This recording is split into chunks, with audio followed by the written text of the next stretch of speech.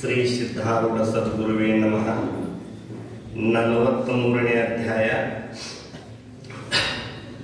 ಗುರುವರನ ಸೇವೆಯನ್ನು ದೇಹದ ಪರಿವೆ ಇಲ್ಲದೆ ಮಾಡ್ಬರು. ಧರಣಿಯೊಳು ಅವರೇ ಮಹಾತ್ಮರು ಅಜ್ಞರನ್ನು ಉದ್ಧರಿಪರು. ಸಿದ್ಧ ಸದ್ಗುರು ದರ್ಶನಕ್ಕೆ ಇಂಥ ಮಹಾತ್ಮರು ಬರುವರು. ಭೇದಮತಿಯನ್ನು ಬಿಟ್ಟು ಐಕ್ಯಾನಂದವನ್ನು ಭೋಗಿಸುವರು. ಅಖಂಡಾನಂದನು ಅದ್ವಯನು ಆಗಿರುವ ನಿನಗೆ ಜಯ ಜಯಕಾರವಿರಲಿ. ಇಂತಾತನಾದ ನೀನು ಭಕ್ತರನ್ನು ತಾರಿಸುವುದಕ್ಕೋಸ್ಕರ ಹುಬ್ಬಳ್ಳಿಯೊಳಗೆ ಪ್ರಕಟನಾಗಿರುತ್ತಿ. ಎಲ್ಲ ಸಾಧುಗಳ ರೂಪದಿಂದ ನೀನೇ ವರ್ತಿಸುತ್ತಿದ್ದು ಅಲ್ಲಲ್ಲಿ ಜನರನ್ನು ಉದ್ಧರಿಸುತ್ತಿರುವಿ. ಈ ಪ್ರಕಾರ ನಿನ್ನ ಭಕ್ತರನ್ನು ನೀನು ಸ್ವತಃ ಹೋಗಿ ತಾರಿಸುವಿ. ಇರಲಿ. ಗೊಂದವಲೆ ಎಂಬ ಪುರದೊಳಗೆ ಬ್ರಾಹ್ಮಣ ದಂಪತಿಗಳಿರುತ್ತಿದ್ದು ಅವರು ನಿತ್ಯದಲ್ಲಿಯೂ ಪಾಂಡುರಂಗ ಭಜನೆಯನ್ನು ಮಾಡುತ್ತಾ ಸುಖದಿಂದ ಸಂಸಾರ ಮಾಡುತ್ತಾ ಇದ್ದರು. ಆಷಾಢ ಮತ್ತು ಕಾರ್ತಿಕ ಏಕಾದಶಿಗಳಿಗೆ ನೇಮದಿಂದ ಪಂಢರಪುರಕ್ಕೆ ಹೋಗುತ್ತಿದ್ದು ತಮ್ಮ ಕುಲದೇವನಾದ ಶ್ರೀ ವಿಠ್ಠಲನಿಗೆ ಭಕ್ತಿಯುಕ್ತರಾಗಿ ದರ್ಶನವನ್ನು ಪಡೆಯುತ್ತಿದ್ದರು. ವಿಠ್ಠಲನಾಮವನ್ನು ಮುಖದಿಂದ ಉಚ್ಚರಿಸುವಾಗ ಹೃದಯದಲ್ಲಿರುವ ಆತನ ರೂಪವನ್ನೇ ಕಣ್ಣಿನಿಂದ ನೋಡುತ್ತಾ ಉತ್ಕಟವಾದ ಪ್ರೇಮವು ತುಂಬುವಂತಹದ್ದಾಗಿ ಈ ಪ್ರಕಾರ ಸರ್ವಕಾಲದಲ್ಲಿಯೂ ಭಜನೆ ಮಾಡುವುದರಲ್ಲಿ ಅವರು ತತ್ಪರರಾಗಿದ್ದರು. ಇಂತಹ ದಂಪತಿಗಳಿಗೆ ಒಂದಾನೊಂದು ಕಾಲದಲ್ಲಿ ಋಷಿಕೇಶಿಯಾದ ಕೃಷ್ಣ ಪರಮಾತ್ಮನು ಸ್ವಪ್ನದಲ್ಲಿ ಬಂದು, ನಿಮ್ಮ ಹೊಟ್ಟೆಯಲ್ಲಿ ರಾಮದಾಸನ ಜನ್ಮವನ್ನು ತೊಟ್ಟು ಬರುವನು. ಯಾವಾತನು ಮಾರುತಿ ಅವತಾರನಾಗಿದ್ದು ಬಹುಜನರ ಉದ್ಧಾರ ಮಾಡಿರುವನು. ಆತನೇ ಈ ಕಾಲದಲ್ಲಿ ಶರೀರವನ್ನು ಧಾರಣೆ ಮಾಡಿ ನಿಮ್ಮಲ್ಲಿ ಪುತ್ರನಾಗಿ ಜನಿಸುವನು ಎಂದು ಇಬ್ಬರಿಗೂ ಸ್ವಪ್ನದಲ್ಲಿ ಹೇಳಿದ ಕೂಡಲೇ ಆ ಆನಂದವಾಣಿಯನ್ನು ಕೇಳಿ ಅವರಿಗೆ ಬಹಳ ಹರ್ಷವಾಗಿ ಶ್ರೀ ಪಾಂಡುರಂಗನನ್ನು ವಂದಿಸಿ ನಮ್ಮ ಜನ್ಮವು ಸಾರ್ಥಕವಾಯಿತು ಎಂದು ನುಡಿಯುವಂಥವರಾದರು. ಅನಂತರ ಸ್ತ್ರೀಯು ಗರ್ಭವತಿಯಾಗಿ ಸುಂದರನಾದ ಒಬ್ಬ ಪುತ್ರನನ್ನು ಪ್ರಸವಿಸಿದಳು. ಸಂಪ್ರದಾಯಕ್ಕನುಸರಿಸಿ ಕೂಸಿಗೆ ಗಣಪತಿ ಎಂದು ಹೆಸರಿಟ್ಟು ಅದಕ್ಕೆ ಚಿಕ್ಕಂದಿನಲ್ಲಿಯೇ ಪಾಂಡುರಂಗ ಭಜನೆ ಮಾಡಲಿಕ್ಕೆ ಕಲಿಸಿದರು. ಹುಡುಗನಿಗೆ ಗರ್ಭಾಷ್ಟಮದಲ್ಲಿ ಮೌಂಜಿ ಬಂಧನ ಮಾಡುವಾಗ ರಾಮನಾಮ ಸ್ಮರಣೆಯನ್ನು ಉಪದೇಶಿಸಿದ ಪ್ರಕಾರ ಆ ಕೂಡಲೇ ಹುಡುಗನು ರಾಮ ಮಂತ್ರದ ಮರುಶ್ಚರಣೆ ಆರಂಭಿಸಿದನು. ಏಳುವಾಗ, ಕೂಡುವಾಗ, ಕೆಲಸ ಮಾಡುವಾಗ ಬಿಡದೆ ನಾಮ ಉಚ್ಚರಿಸುವನು. ಈ ಪ್ರಕಾರ ಅಖಂಡವಾಗಿರಳ ಅಭ್ಯಾಸ ನಡೆಯುತ್ತಿರುವಾಗ ಆತನಿಗೆ ವೈರಾಗ್ಯ ಉಕ್ಕಿ ಬರುವಂತದ್ದಾಯಿತು. 15 ವರ್ಷ ವಯಸ್ಸಿನ ಗಣಪತಿಯು ತೀರ್ಥ ಪರ್ಯಟನವನ್ನು ಮಾಡಲಿಕ್ಕೆ ಹೊರಟನು. ಈ ಪ್ರಕಾರ ತೀರ್ಥಗಳನ್ನು ಮಾಡುತ್ತಾ ಕಟ್ಟ ಕಡೆಗೆ ಆತನಿಗೆ ಗುರುಸ್ಥಾನವು ದೊರೆಯಿತು. ವರಾಡ ಪ್ರಾಂತದಲ್ಲಿ ಎಳೆ ಗ್ರಾಮವೆಂದಿರುವುದು. ಆ ಗ್ರಾಮದ ಬಹಿರ್ಭಾಗದಲ್ಲಿ ತುಕಾರಾಮ ಚೈತನ್ಯರೆಂಬ ಸತ್ಪುರುಷರಿರುವರು. ಇವರ ಅಗಾಧ ಕೀರ್ತಿಯನ್ನು ಕೇಳಿ ಗಣಪತಿ ಬುವ ಅವರ ಕಡೆಗೆ ಹೋಗಿ ನಮನ ಮಾಡುವಾಗ ಅವರು ತಮ್ಮ ಶಿಷ್ಯರನ್ನು ಕುರಿತು ಈ ದರೋಡೆಕೋರ ಬಂದ ನೋಡಿರಿ ಎಂದು ಹೇಳಿದ್ದು ಕೇಳಿ ಅವರೆಲ್ಲ ಬಹಳ ಚಕಿತರಾದರು. ಆದರೆ ಗಣಪತಿಯು ಮನಸ್ಸಿನಲ್ಲಿ ತಾನು ಧನ್ಯನಾದನೆಂದು ತಿಳಿದುಕೊಂಡು, ಹೇ ದೇವನೇ, ಅನೇಕ ದೇಶಗಳನ್ನು ತಿರುಗಿ ಕಟ್ಟ ಕಡೆಗೆ ನಿರ್ದೋಷಿಯಾಗಿರುವ ನೀನು ಭೇಟಿಯಾಗಿರುವಿ. ನಿನ್ನ ಸನ್ನಿಧಿಯಲ್ಲಿ ದಾಸನಾಗಿರಲಿಕ್ಕೆ ನಾನು ಇಚ್ಛಿಸುವೆನು ಎಂದು ಹೇಳಿದ್ದು ಕೇಳಿ ಆ ಮಹಾತ್ಮರು, ಗಣಪತಿ ಬುವ, ನಿನ್ನಿಂದ ನನ್ನ ಸೇವಾ ಮಾಡಲಿಕ್ಕೆ ಆಗಲಿಕ್ಕಿಲ್ಲ. ನಾನು ಜೀವಿಗಳಿಗೆ ಬಹುಕ್ರೂರನಾಗಿದ್ದೇನೆ. ಇಲ್ಲಿ ನಿಂತಿರುವವರಿಗೆ ನೀನೇ ಕೇಳು ಎಂದು ಹೇಳಿ ಆ ಸದ್ಗುರುನಾಥನು ಗಣಪತಿಯ ಮೇಲೆ ಕಲ್ಲುಗಳನ್ನು ಎಸೆದನು. ತನ್ನ ಶರೀರಕ್ಕೆ ತಾಗಿ ಕೆಳಗೆ ಬಿದ್ದ ಆ ಕಲ್ಲುಗಳನ್ನು ಗಣಪತಿಯು ಒಟ್ಟುಗೂಡಿಸಿ, ಈ ಕಲ್ಲುಗಳಿಗೆ ಸದ್ಗುರು ಹಸ್ತಸ್ಪರ್ಶವಾಗಿರುವುದರಿಂದ ಇವು ನನಗೆ ಪೂಜ್ಯವಾಗಿವೆ ಎಂದು ಅನ್ನುತ್ತಾ ಗುರುಪ್ರಸಾದ ಸಿಕ್ಕಿತೆಂದು ಅವುಗಳನ್ನು ತನ್ನ ಮಸ್ತಕದ ಮೇಲೆ ಇಟ್ಟುಕೊಂಡನು. ಆಮೇಲೆ ಸದ್ಗುರುಗಳು ಆತನನ್ನು ಸಮೀಪ ಕರೆದು ಒಳ್ಳೆಯ ಸೀಟಿನಿಂದ ಅವನಿಗೆ ಬೈಯುತ್ತಾ ತಮ್ಮ ಕಾಲುಗಳನ್ನು ಒತ್ತಲಿಕ್ಕೆ ಹೇಳಿದರು. ಗಣಪತಿಯ ಸಮೀಪಕ್ಕೆ ಬಂದು ಆ ಚರಣಗಳನ್ನು ನೋಡಿ ಆಶ್ಚರ್ಯಪಟ್ಟು ಕಮಲಗಳಿಗಿಂತ ಕೋಮಲವಾದ ಆ ಪಾದಗಳಿಗೆ ಹಸ್ತದಿಂದ ಸ್ಪರ್ಶ ಮಾಡಿದನು. ಕೂಡಲೇ ಗುರುಗಳು ಸಿಟ್ಟಿನಿಂದ ಆತನಿಗೆ ಒಂದು ಏಟು ಹೊಡೆದು, ಏಳು ನಡಿ, ನಿನ್ನ ಕೈ ಕಲ್ಲಿಗಿಂತಲೂ ಬಿರುಸಾಗಿದೆ, ನನಗೆ ಅದರ ಸ್ಪರ್ಶ ಸಹನವಾಗುವುದಿಲ್ಲ ಅಂದದ್ದು ಕೇಳಿಯೂ ಗಣಪತಿಯ ಮನಸ್ಸು ಸಂಕೋಚಿತವಾಗಲಿಲ್ಲ. ಕೈಗಳನ್ನು ಜೋಡಿಸಿ ಸುಮ್ಮನೆ ಕೆಲವು ಹೊತ್ತು ಮುಂದೆ ನಿಂತನು. ಆಮೇಲೆ ಸದ್ಗುರುಗಳು, ಈಗ ನಾವು ಅಡವಿಗೆ ಹೋಗಿ ಕಟ್ಟಿಗೆ ತೆಗೆದುಕೊಂಡು ಬರೋಣ ಎಂದು ಹೇಳಿದ್ದು ಕೇಳಿ ಗಣಪತಿಯು ಶಾಂತ ರೀತಿಯಿಂದ, ನೀವು ಇಲ್ಲಿ ಕುಳಿತುಕೊಳ್ಳಿರಿ, ನಾನು ಕಟ್ಟಿಗೆ ತೆಗೆದುಕೊಂಡು ಬರುವೆನು ಎಂದು ಅಂದನು. ಆಗ ಸದ್ಗುರುಗಳು, ನೀನು ಕೆಟ್ಟ ಕೆಟ್ಟ ಕಟ್ಟಿಗೆಯನ್ನು ತರುವೆ, ನಾನು ನಿನ್ನ ಕೂಡ ಬರುವೆನು ಎಂದು ಹೇಳಿ ಇಬ್ಬರು ಹೊರಟರು.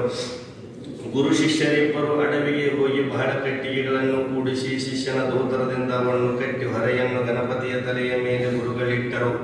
ಹಸ್ತದಲ್ಲಿ ಒಂದು ಬಡಿಗೆಯನ್ನು ಹಿಡಿದು ಗುರುಗಳು ಶಿಷ್ಯನನ್ನು ಕುರಿತು, ನೀನು ಮುಂದೆ ಹೋಗು, ನಾನು ಹಿಂದಿನಿಂದ ಬರುವೆನು ಎಂದು ಹೇಳಿದ ಪ್ರಕಾರ ಗಣಪತಿಯು ಮುಂದೆ ನಡೆದನು. ಇಬ್ಬರಿಂದ ಹೊರಲಾಗದಂತ ಭಾರವನ್ನು ಹೊತ್ತುಕೊಂಡು ಹೋಗುವಾಗ ಆತನಿಗೆ ತಲೆಯು ನೋಯಲಿಕ್ಕೆ ಆರಂಭಿಸಿತು. ಕ್ಷಣ ಮಾತ್ರ ನಿಂತ ಕೂಡಲೇ ಬೆನ್ನಿನ ಮೇಲೆ ಗುರುಗಳು ಹೊಡೆದ ಬಡಿಗೆ ಪೆಟ್ಟು ಬೀಳುತ್ತಿತ್ತು. ಶಿರದ ಮೇಲೆ ಅಸಾಧ್ಯವಾದ ಭಾರ, ಬೆನ್ನ ಮೇಲೆ ಆಗಾಗ್ಗೆ ಪೆಟ್ಟು, ಮುಖದಿಂದ ರಾಮನಾಮ ಉಚ್ಚಾರ. ಹಿಂದೆ ದಂಡಾಧಿಕಾರಿಯಾಗಿ ಬರುವಂತಹ ಸದ್ಗುರುನಾಥನು ಈ ಪ್ರಕಾರ ಗಣಪತಿಯು ಒಂದು ಗಳಿಗೆ ಪರ್ಯಂತ ನಡೆದನು. ಆತನ ಚಿತ್ತವು ಗುರುಭಕ್ತಿಯಲ್ಲಿ ದೃಢವಾಗಿ ನಿರತವಾಗಿದ್ದರೂ ಶರೀರವು ಈ ಸಂಕಷ್ಟವನ್ನು ಸಹಿಸಲಾರದೆ ಭಾರ ನಿಮಿತ್ತದಿಂದ ದಣಿದು ಹೋಯಿತು. ಆಗ ಗಣಪತಿಯು ಒಂದು ಕ್ಷಣ ನಿಂತನು. ಕೂಡಲೇ ಬೆನ್ನ ಮೇಲೆ ಬಡಿಗೆಯ ಹೊಡೆತ ಬಿದ್ದು ಅತ್ಯಂತ ನಿಶಕ್ತನಾಗಿ ಭೂಮಿಗೆ ಬಿದ್ದು ತತ್ಕಾಲವೇ ಮೂರ್ಛಾಗತನಾದನು. ಶಿಷ್ಯನಿಗೆ ದೇಹ ಭಾವ ತಪ್ಪಿತೆಂದು ಸದ್ಗುರುಗಳು ಹೃದಯದಲ್ಲಿ ಬಹಳ ಕಳವಳಗೊಂಡು ಕೃಪೆಯಿಂದ ಆತನ ಶಿರಕ್ಕೆ ಹಸ್ತ ಸ್ಪರ್ಶಿಸಿದ ಕ್ಷಣವೇ ಗಣಪತಿಯು ಎಚ್ಚರ ಹೊಂದಿದನು. ಆಗ ಮಹಾತ್ಮರು ಆತನ ಕೈ ಹಿಡಿದು ವಕ್ಷಶಾಯಿಗೆ ಕರೆದುಕೊಂಡು ಹೋಗಿ ಗೂಡಿಸಿ ಕೃಪಾದೃಷ್ಟಿಯಿಂದ ನೋಡಿದ ಮಾತ್ರದಿಂದ ಗಣಪತಿಯ ತಾಪವೆಲ್ಲ ಶಾಂತವಾಯಿತು. ಸದ್ಗುರು ಮುಖಾವಲೋಕನದಿಂದ ಆತನು ಸುಖವನ್ನು ಹೊಂದಿದನು. ಆಗ ತುಕಾರಾಮ ಚೈತನ್ಯ ಮಹಾರಾಜರು ನಗುತ್ತಾ, ನೀನು ದರೋಡೆಕೋರನೆಂದು ನಾನು ಹೇಳಿದ ಮಾತು ನಿಜ ಮಾಡಿ ತೋರಿಸಿದಿ. ನನ್ನ ಹೃದಯವನ್ನು ನೀನು ಸಂಪೂರ್ಣವಾಗಿ ಹರಣ ಮಾಡಿಕೊಂಡಿ. ನಿನ್ನಂತ ಶಿಷ್ಯನನ್ನು ನಾನು ಎಂದೂ ಕಾಣಲಿಲ್ಲ ಎಂದು ಹೇಳಿದರು. ಅನಂತರ ಗಣಪತಿಗೆ ನಿರ್ಮಲವಾದ ಆತ್ಮಜ್ಞಾನವನ್ನು ಬೋಧಿಸಿದರು. ಶಿಷ್ಯನು ಅದನ್ನು ಶ್ರವಣ ಮಾಡಿದ ಮಾತ್ರದಿಂದ ದೇವಾಧಿಕರಿಗೆ ದುರ್ಲಭವಾದಂತಹ ಆ ನಿಜಾತ್ಮ ಸ್ಥಾನವನ್ನು ತಕ್ಷಣವೇ ಹೊಂದಿದನು. ಶಿಷ್ಯನಿಗೆ ಸಮಾಧಿ ಹತ್ತಿತೆಂದು ತಿಳಿದು ಆತನಿಗೆ ಉತ್ಥಾನವಸ್ಥೆಗೆ ತಂದು ಗುರುಗಳು, ಈ ಜ್ಞಾನವು ನಿನಗೆ ದೃಢವಾಗುವ ದಿಶೆಯಿಂದ ನಾಮಸ್ಮರಣೆಯ ಅಭ್ಯಾಸವನ್ನು ಬಿಡಬೇಡ. ದಾಸಬೋಧವೆಂಬ ಗ್ರಂಥವನ್ನು ನಿತ್ಯ ಅಧ್ಯಯನ ಮಾಡುತ್ತಿದ್ದು ಅದರಲ್ಲಿ ನಿರೂಪಿಸಿದಂತೆ ವರ್ತನವನ್ನು ತ್ರಿಕರಣ ಶುದ್ಧವಾಗಿ ಇಡತಕ್ಕದ್ದು. ಈಗ ನೀನು ನಿನ್ನ ಮನೆಗೆ ಹೋಗಿ ಬರುವಂತ ಭಕ್ತರಿಗೆ ಅಧಿಕಾರ ಪರೀಕ್ಷೆ ಪೂರ್ವಕ ನಾಮಸ್ಮರಣೆಯನ್ನೇ ಉಪದೇಶಿಸಿ ಉದ್ಧರಿಸುವಂತವನಾಗು. ಈಗ ನೀನು ಧನ್ಯನಾದೆ, ಶುದ್ಧವಾದ ಚೈತನ್ಯ ನೀನಾದೆ. ಆದ್ದರಿಂದ ಇಂದಿನಿಂದ ನಿನಗೆ ಬ್ರಹ್ಮ ಚೈತನ್ಯವೆಂಬ ಹೆಸರು ಇರಲಿ ಎಂದು ಸದ್ಗುರುವರನ ಅಮೃತ ಸಮಾನ ವಚನವನ್ನು ಕೇಳಿ ಗಣಪತಿ ಶಿಷ್ಯನಿಗೆ ಕಂಠಗದ್ಗದಿತವಾಗಿ ಕಣ್ಣೊಳಗಿಂದ ಆನಂದಾಶ್ರುಗಳನ್ನು ಸುರಿಸುತ್ತಾ ಆತನು ಸದ್ಗುರುಗಳ ಚರಣಕ್ಕೆ ಬಿದ್ದು ಎದ್ದು ನಿಂತು, ಎಷ್ಟು ದಯಾಳು ಆಗಿರು ಹೇ ಸದ್ಗುರು ರಾಜನೇ, ನಾನು ಇವತ್ತು ಧನ್ಯನಾದನು. ನಿನ್ನ ನಿತ್ಯ ಸ್ವರೂಪವನ್ನು ನನಗೆ ತೋರಿಸಿ ವಿಚಿತ್ರ ಕಾರ್ಯವನ್ನು ಮಾಡಿದಿ ಎಂದು ಬ್ರಹ್ಮಚೈತನ್ಯನು ಅಂದು ಪುನಃ ಸದ್ಗುರುಗಳಿಗೆ ನಮಸ್ಕರಿಸಿ ಅವರ ಆಜ್ಞೆ ಪಡೆದುಕೊಂಡು ತನ್ನ ಸ್ವಸ್ಥಾನಕ್ಕೆ ಹೋದನು. ಬ್ರಹ್ಮಚೈತನ್ಯರ ಸ್ಥಾನಕ್ಕೆ ಅಸಂಖ್ಯ ಜನ ಭಕ್ತರು ಬಂದು ಅವರ ಸಂಗತಿಯಿಂದ ಉದ್ಧಾರವಾಗುತ್ತಿರುವರು. ಎಲ್ಲರಿಗೂ ಅವರು ರಾಮ ಮಂತ್ರವನ್ನು ಉಪದೇಶಿಸಿ ಧಾರಣ ಮಾಡುತ್ತಿದ್ದರು. ಇಂತಹ ಗೊಂದವಲೇಕರ ಮಹಾರಾಜರ ಪ್ರಿಯ ಶಿಷ್ಯನಾದ ವಿದ್ಯಾಸಾಗರನಾಗಿರುವ ತಮ್ಮಣ್ಣ ಶಾಸ್ತ್ರಿಯು ಹುಬ್ಬಳ್ಳಿಯಲ್ಲಿರುವನು. ಆತನು ಮತ್ತು ಇತರ ಭಕ್ತ ಜನರು ಕೂಡಿ ಗೊಂದವಲೆಗೆ ಹೋಗಲಿಕ್ಕೆ ಅನುಕೂಲವಿಲ್ಲದಂತ ಅನೇಕ ಜನರ ಉದ್ಧಾರಾರ್ಥವಾಗಿ ಬ್ರಹ್ಮಚೈತನ್ಯ ಮಹಾರಾಜರನ್ನು ಹುಬ್ಬಳ್ಳಿಗೆ ಬರಲಿಕ್ಕೆ ಪ್ರಾರ್ಥಿಸಿದರು. ಈ ಆಮಂತ್ರಣವನ್ನು ಮಾನ್ಯ ಮಾಡಿ ಶ್ರೀ ಸಿದ್ಧಾರೂಢ ದರ್ಶನೋತ್ಸುಕರಾಗಿಯೂ ತಮ್ಮ ಶಿಷ್ಯ ಸಮುದಾಯವನ್ನೊಡಗೂಡಿ ಹುಬ್ಬಳ್ಳಿಗೆ ಹೊರಟು ಬರುವಂತವರಾದರು. ಇಲ್ಲಿಯ ಸರ್ವ ಭಕ್ತ ಜನರು ಅವರನ್ನು ಎದುರುಗೊಳ್ಳಲಿಕ್ಕೆ ಹೋಗಿ ಅವರ ದರ್ಶನದಿಂದ ತಾವು ಧನ್ಯರಾದೆವು ಎಂದು ಹೇಳಿದರು.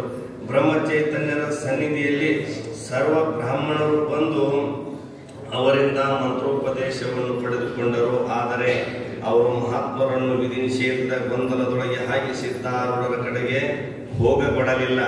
ಒಮ್ಮೆ ಒಬ್ಬನೊಬ್ಬ ಭಕ್ತನ ಮನೆಗೆ ಹೋಗುವಾಗ ಯಾರು ಬ್ರಾಹ್ಮಣರನ್ನು ಕರೆದುಕೊಳ್ಳದೆ ಹೋದರೂ ಅಲ್ಲಿಂದ ಗಾಡಿಯ ಮೇಲೆ ಕುಳಿತುಕೊಂಡು ನೆಟ್ಟಗೆ ಸಿದ್ಧಾಶ್ರಮಕ್ಕೆ ತೆರಳಿದರು. ಇತ್ತ ಮಠದಲ್ಲಿ ಶ್ರೀ ಸಿದ್ಧನಾಥರು ಮಧ್ಯಾಹ್ನ ಹೊತ್ತಿಗೆ ಶೇಯ ಮೇಲೆ ವಿಶ್ರಮಿಸುತ್ತಿರುವಾಗ ಅಕಸ್ಮಾತ್ ಆಗಿ ಎದ್ದು ಸಮೀಪವಿದ್ದ ಶಿಷ್ಯರಿಗೆ ಬ್ರಹ್ಮಚೈತನ್ಯ ಸಂತರು ಇದೇ ಈಗ ಬರುವರು ಎಂದು ಹೇಳಿ ಮುಂದೆ ಬಂದು ಮಾರ್ಗದ ಕಡೆಗೆ ನೋಡುವಾಗ ಗಾಡಿಯಿಂದಿಳಿದು ಬರುತ್ತಿರುವ ಮಹಾರಾಜರನ್ನು ಕೊಂಡು ಓಡುತ್ತಾ ಹೋಗಿ ಅವರಿಗೆ ದಾಲಿಂಗನವನ್ನು ಕೊಡುವಂತವರಾದರು. ಆ ಕಾಲದಲ್ಲಿ ಇಬ್ಬರು ಮಹಾತ್ಮರಿಗೆ ಅತ್ಯಂತ ಪ್ರೇಮ ಉಕ್ಕಿ ಬರುವಂತದ್ದಾಯಿತು. ಐಕ್ಯ ಭಾವದಿಂದ ಸಾಧು ಸಂತರೊಳಗೆ ಭೇಟಿಯಾಗುತ್ತಿರುವಾಗ ಆಗಿನ ಆನಂದವು ವರ್ಣಿಸಲು ಸಾಧ್ಯವು. ತ್ರಿಪುರ ಸಂಹಾರವಾದ ಬಳಿಕ ಶಿವ ವಿಷ್ಣು ಇಬ್ಬರು ಪರಸ್ಪರ ಆಲಂಗಿಸಿದ ಪರಿ ಕಾಣಿಸಿತು. ಜೀವಶಿವರ ಐಕ್ಯ ಆಗುವ ಸಮಯದಲ್ಲಿ ಯಾವ ಬ್ರಹ್ಮಾನಂದವು ಪ್ರಕಟವಾಗುವುದೋ ಅದೇ ಆನಂದವು ಈಗ ಆ ಇಬ್ಬರು ಮಹಾತ್ಮರೊಳಗೆ ಆವಿರ್ಭಾವವಾಯಿತು. ಇಂಥ ಆನಂದದಲ್ಲಿ ತಲ್ಲೀನರಾಗಿ ಇರುವರು ದೇಹ ಭಾವವನ್ನು ಮರೆತು ಕಣ್ಣೊಳಗಿಂದ ಆನಂದಾಶ್ರುವನ್ನು ಸುರಿಸುವಂತವರಾದರು. ಬಹಳ ವರ್ಷಗಳ ವಿರಹದಿಂದ ಪ್ರಿಯ ಬಂಧುವಿಗೋಸ್ಕರ ತಳಮಳಿಸುತ್ತಿರುವಾಗ ಅಕಸ್ಮಾತ್ತಾಗಿ ಪರಸ್ಪರ ಭೇಟಿಯಾದರೆ ಎಂಥ ಆನಂದ ಉತ್ಪತ್ತಿಯಾಗುವುದೋ ಅಂತ ಆನಂದವು ಇವರೊಳಗೆ ಉತ್ಪನ್ನವಾಯಿತು. ಈ ಪ್ರಕಾರ ಒಬ್ಬರಿಗೊಬ್ಬರು ಆಲಂಗಿಸುತ್ತಿದ್ದಾಗ ಕ್ಷಣ ಮಾತ್ರ ವಿಧೇಯ ಸ್ಥಿತಿಯೊಳಗಿದ್ದು ಸರ್ವ ಜಗತ್ತನ್ನು ಮರೆತು ಬಿಟ್ಟರು. ಆ ಆನಂದ ಕೇಂದ್ರದಿಂದ ಆನಂದ ಕಿರಣಗಳು ಪಸರಿಸಿ ಅದರೊಳಗೆ ಅಲ್ಲಿದ್ದ ಭಕ್ತ ಜನರೆಲ್ಲರೂ ನಿಮಗ್ನರಾದರು. ಆ ಭಕ್ತರಾದರೂ ಪ್ರೇಮಾಸ್ತ್ರಗಳನ್ನು ಸುರಿಸುವಂತವರಾದರು. ತ್ರಿಕೋಣದಲ್ಲಿಯೂ ಸರ್ವತ್ರ ಆನಂದವು ತುಂಬಿ ಮತ್ತೆ ಉಳಿಯಿತು. ಕೂಡಲೇ ಪರಸ್ಪರ ನಮಸ್ಕಾರ ಮಾಡಿದರು. ಆಗ ಬ್ರಹ್ಮಚೈತನ್ಯ ಮಹಾರಾಜರನ್ನು ಕೈ ಹಿಡಿದು ಕರೆದುಕೊಂಡು ಬಂದು ಸಿದ್ಧಾರೂಢರು ತಮ್ಮ ಆಸನದ ಮೇಲೆ ಕೂರಿಸಿ ತಾವು ಅವರು ಏಕಾಸನದಲ್ಲಿ ಕುಳಿತುಕೊಂಡರು. ಆಗ ಸದ್ಗುಣ ಕಣಿಯಾದ ಮಹಾರಾಜರು ಸದ್ಗುರು ಸಿದ್ಧಾರೂಢರನ್ನು ಕುರಿತು ಈ ಪ್ರಕಾರ ಅಮೃತವಾಣಿಯನ್ನು ನುಡಿಯುವಂತವರಾದರು. ಹೇ ಸದ್ಗುರು ಸಿದ್ಧಾರೂಢ ಸ್ವಾಮಿ, ಈ ದೇಹವು ಗೊಂದವಲೆ ಗ್ರಾಮದಲ್ಲಿರುತ್ತಿರುವುದು. ಇದರ ಸ್ನೇಹಿತರಾಗಿರುವ ಕೆಲವು ದೇಹಗಳು ಈ ಗ್ರಾಮದಲ್ಲಿ ಇರುತ್ತಿದ್ದು ಅವರ ಸಲುವಾಗಿ ಇದು ಅಲ್ಲಿಗೆ ಬಂದಿರುವುದು. ಆ ದೇಹಗಳು ಇದನ್ನು ಇಲ್ಲಿಗೆ ಕರೆಸಿದ್ದಕ್ಕಾಗಿ ಬಂದಿರುತ್ತದೆ. ಈಗ ತಮ್ಮ ದರ್ಶನಕ್ಕೆ ಪ್ರಾಪ್ತವಾಗಿ ಆನಂದ ಹೊಂದಿದ್ದು ಈ ದೇಹವು ಸರ್ವಕಾಲ ರಾಮ ರಾಮ ಅನ್ನುತ್ತದೆ ಮತ್ತು ಮುಂಕ್ಷುಗಳಿಗೂ ಅನ್ನಲಿಕ್ಕೆ ಹಚ್ಚುತ್ತದೆ. ಇದು ಯೋಗ್ಯವೋ ಹಾಗೆ ಎಂಬುದರ ವಿಷಯವಾಗಿ ನಿಮ್ಮ ಅಭಿಪ್ರಾಯವನ್ನು ಹೇಳಬೇಕಾಗಿರುತ್ತದೆ. ಈ ಪ್ರಕಾರವಾದ ಮಧುರ ವಚನವನ್ನು ಕೇಳಿ ಸಿದ್ಧಾರೂಢರ ಹೃದಯದಲ್ಲಿ ಬಹು ಆನಂದವಾಯಿತು. ಆಮೇಲೆ ಬ್ರಹ್ಮಚೈತನ್ಯ ಮಹಾರಾಜರನ್ನು ಕುರಿತು ಶ್ರೀ ಸಿದ್ಧರು ಅನ್ನುತ್ತಾರೆ, ಈ ಜಗತ್ತಿನೊಳಗೆ ನಾಮದ ಹೊರತು ಎರಡನೇ ಸುಖವೇ ಇರುವುದಿಲ್ಲ. ಅದೇ ಎಲ್ಲ ಜೀವಿಗಳಿಗೆ ತಾರಕವಾಗಿರುತ್ತದೆ. ಈಶ್ವರನು ಸಹ ಅದೇ ಜಪಿಸುತ್ತಿರುವನು.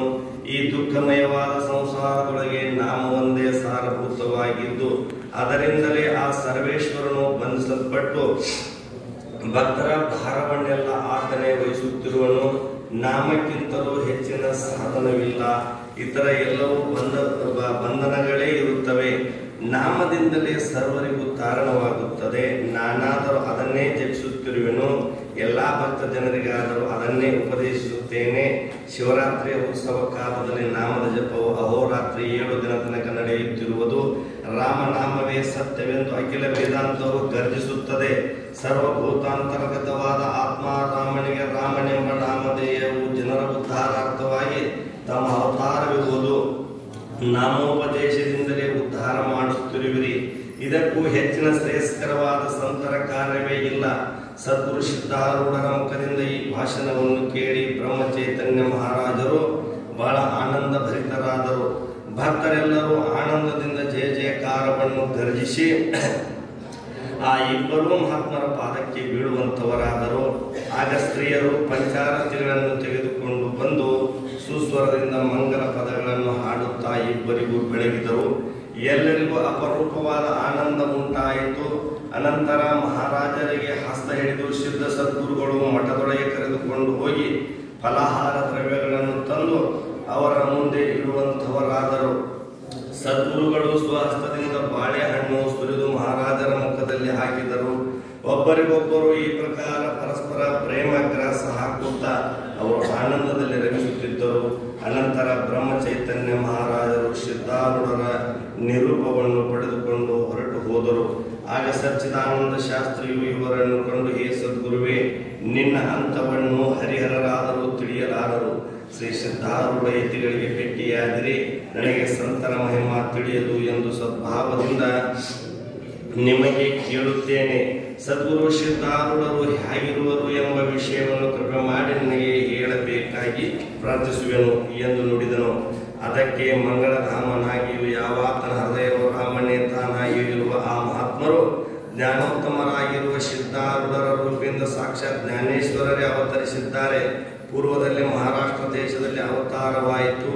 ಈಗ ಕರ್ನಾಟಕ ದೇಶವನ್ನು ಉದ್ಧರಿಸುವುದಕ್ಕೋಸ್ಕರ ಪ್ರತ್ಯಕ್ಷ ಜ್ಞಾನ ದೇವರೇ ಸಿದ್ಧ ಯತೀಶ್ವರರೆಂಬ ನಾಮದಿಂದ ಜನ್ಮ ತೊಟ್ಟು ಬಂದಿದ್ದಾರೆ ಎಂದು ಹೇಳಿದ ವಚನವನ್ನು ಕೇಳಿ ಶಾಸ್ತ್ರಿಗೆ ಪರಮಾನಂದವಾಯಿತು. ಆಮೇಲೆ ಸಗುಣನಾದ ಶಾಸ್ತ್ರಿಯು ಸಿದ್ಧಾಶ್ರಮಕ್ಕೆ ಬಂದು ಸಿದ್ಧಾರೂಢರಿಗೆ ವಂದಿಸಿ, ಹೇ ಸಿದ್ಧಾರೂಢ ಯತಿರಾಯರೇ, ನಿಮ್ಮ ದರ್ಶನಕ್ಕೆ ಬ್ರಹ್ಮಚೈತನ್ಯ ಮಹಾರಾಜರು ಬಂದಿದ್ದರು. ಅವರ ಮಹಿಮಾ ಹೇಗಿದೆ ಎಂಬುದನ್ನು ಆಜ್ಞೆ ಭಾವದಿಂದ ಪ್ರಾರ್ಥಿಸುತ್ತಿರುವ ನನಗೆ ನಿರೂಪಿಸತಕ್ಕದ್ದು. ಯಾಕೆಂದರೆ ಸಂತರ ಹೃದಯವನ್ನು ಸಂತರೇ ಬಲ್ಲರು ಹೊರತು ನಮ್ಮಂಥವರಿಗೆ ಅವರ ಅಂತಸ್ಥಿತಿ ತಿಳಿಯದು ಎಂದು ನಾನು ವಿಚಾರಿಸುವಂತವನಾಗಿರುತ್ತೇನೆ ಎಂದು ಪ್ರಶ್ನೆ ಮಾಡಿದ್ದಕ್ಕೆ ಸಿದ್ದರಾಯರು, ಇವರು ರಾಮದಾಸರೇ ಬ್ರಹ್ಮಚೈತನ್ಯ ಎಂಬ ಹೆಸರಿನಿಂದ ಈ ಪೃಥ್ವಿಯ ಮೇಲೆ ಅವತರಿಸಿರುತ್ತಾರೆಂದು ನಾನು ತಿಳಿಯುವೆನು. ಮುಂಚು ಜನರ ಪುಣ್ಯವೇ ಒಟ್ಟುಗೂಡಿ ಈ ನಿರ್ಮಲವಾದ ದೇಹವು ನಿರ್ಮಿಸಲ್ಪಟ್ಟಿದೆ ಎಂಬ ಈ ಪ್ರಬಲವಾದ ವಾಕ್ಯವನ್ನು ಚಿತ್ತೈಸಿ ಶಾಸ್ತ್ರಿಗೆ ಅತ್ಯಂತ ಆನಂದವಾಯಿತು. ಇಂಥ ಅಗಾಧವಾದ ಸಂತರ ಮಹಿಮೆಯನ್ನು ಶ್ರವಣ ಮಾಡುವುದರಿಂದ ಚಿತ್ತಶುದ್ಧಿಯಾಗಿ ಆಮೇಲೆ ಗುರುಪ್ರಸಾದದಿಂದ ಅಂತಃಕರಣದಲ್ಲಿ ಜ್ಞಾನವು ಉದಯವಾಗುವುದು. ಮುಂದಿನ ಅಧ್ಯಾಯದಲ್ಲಿ ಸಿದ್ಧಾರೂಢರಿಗೆ ಪರಮಪ್ರಿಯನಾಗಿರುವ ಸಚ್ಚಿದಾನಂದ ಚೈತನ್ಯವೆಂಬ ನಾಮಧೇಯವುಳ್ಳ ತಮ್ಮಣ್ಣ ಶಾಸ್ತ್ರಿಯ ಅತಿ ಸುರಸವಾದ ಚರಿತ್ರವಿರುವುದು ಎಂಬಲ್ಲಿಗೆ ಶ್ರೀ ಸಿದ್ಧಾರೂಢ ಕಥಾಮೃತದ ಶ್ರವಣ ಮಾತ್ರದಿಂದ ಸರ್ವ ಪಾಪಗಳನ್ನು ಭಸ್ಮ ಮಾಡುವಂತ ಅತಿ ಮನೋಹರವಾದ ಈ 43ನೇ ಅಧ್ಯಾಯವನ್ನು ಶಿವದಾಸನು ಶ್ರೀ ಸಿದ್ಧಾರೂಢ ಸದ್ಗುರುಗಳ ಚರಣಾರವಿಂದಗಳಲ್ಲಿ ಅರ್ಪಿಸುತ್ತಿರುವನು. ಶ್ರೀ ಗಣೇಶಾಯ ನಮಃ. ಶ್ರೀ ಗುರು ಸಿದ್ಧಾರೂಢಾಯ ನಮಃ. 40